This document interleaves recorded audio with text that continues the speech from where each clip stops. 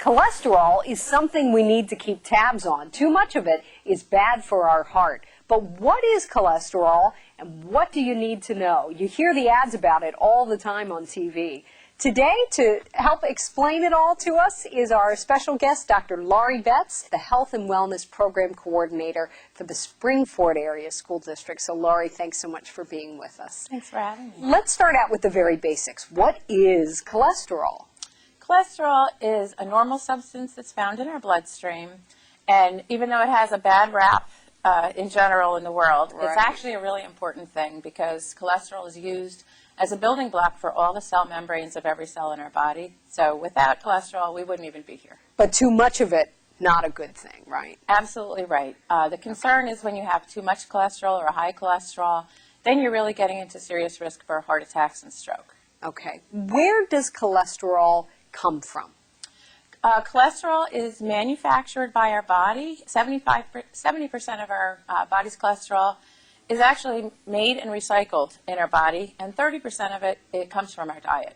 Okay, and we also hear all the time in those ads, have kind of become famous now, that cholesterol comes from two sources, you know, what you eat and from your relatives. So some people are genetically predisposed to this as well. Right. Yeah. There are a number of cholesterol disorders that are inherited, and those people are at higher risk for different kinds of disorders within the cholesterol family and the diseases that they will progress to if not treated. Okay. Nevertheless, most of it comes from our diet.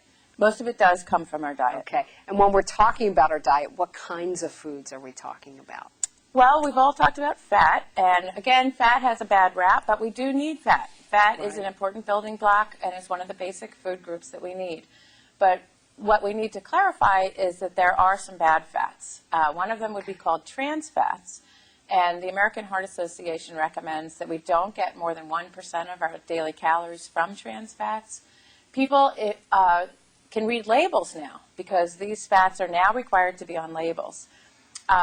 One of the things that needs to be straightened out is that trans fats are also in the ingredient list called partially hydrogenated or hydrogenated oils. So if you see partially hydrogenated or hydrogenated oils on the ingredient list, those are trans fats.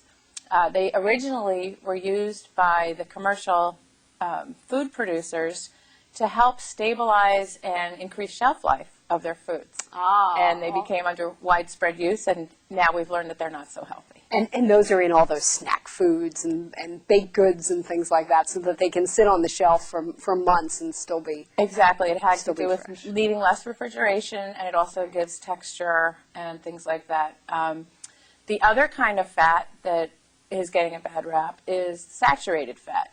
When all these terms come at us, it can be overwhelming. So think of saturated fats as animal fats. If it started out in an animal, that's a saturated fat, and that can lead to increasing your cholesterol.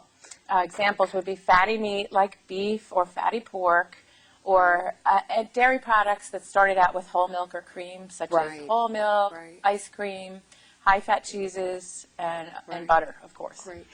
Let's talk about cholesterol levels. What's a healthy range? Cholesterol is now that we know more, cholesterol is used more as a screening tool. Okay. But the general rule of thumb for cholesterol that they would test first is that we're looking for a level optimally below 200.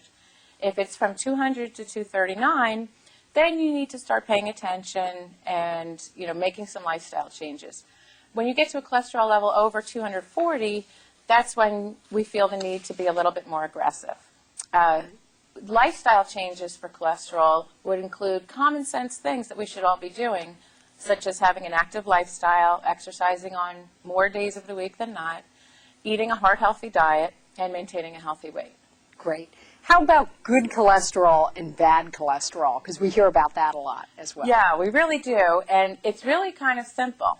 If you think of cholesterol as a hand, if our medical science found a hand, and that's cholesterol, as medical science has advanced, we're now able to look at the fingers on the hand. Okay. And the fingers would be HDL, LDL, triglycerides, and just more knowledge in detail than the all-encompassing term cholesterol. Okay. So now we have more information. HDL is what we call the good cholesterol, And because it's good, it's something that we want more of. For once, a higher number is a good number. For men, we like to have an HDL above 40, and for women, above 50 is good. We believe that if your HDL is above 60, it may actually protect your heart from coronary heart disease. And if it's under 30, then that's really something that needs to be improved. Excellent. Everyone needs to manage high cholesterol, but there's some groups that are a little more susceptible to high cholesterol issues. And who are those different types of people? Right. One of the things that needs to be understood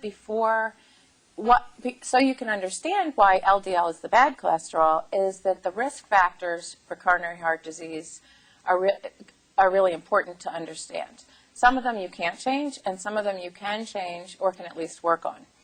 Cholesterol is one of the major risk factors for coronary heart disease, along with diabetes, high blood pressure, smoking, a family history of heart disease, your own history of heart disease, and age above 45 for men and above 55 for women. Now, if you have any of those risk factors, then how you go about treating your LDL, which is the bad cholesterol, changes. LDL has the name of the bad cholesterol because we found that LDL is actually a better predictor of heart disease risk than the total cholesterol itself. LDL is just one of the fingers on the cholesterol hand, but we've discovered that that's really a very useful tool to watch. Again, the numbers are loose, and you have to work with your doctor to find out what plan is best for you. Right, and I guess that's really sort of the bottom line take-home message is that people who have high cholesterol usually don't have any symptoms that they can necessarily feel because even thin people can have high cholesterol. So it's not like you can just say, oh, well, you know, I'm not overweight, so I don't have a cholesterol problem. So the bottom line is that we want to go talk to our doctor about that. And Laurie, I guess the good news is that in most cases, cholesterol can be managed. So that's important for folks to know. Right. So, yeah. There's a lot that can be done. There's medications, and always, for any reason, you want to maintain a healthy lifestyle. Absolutely. That's great. All right. Well, Laurie, thank you so much for joining us today. I think it's a somewhat complicated issue, and there's lots of numbers, but bottom line, we want to remind people to go to their doctor. And we also want to remind people to go to our website. That's the PottstownFoundation.org. Cholesterol can be a bit confusing, so it's important to know your levels and get your levels checked. Talk with your doctor about it. High cholesterol often doesn't have any symptoms, so it's important to see your doctor.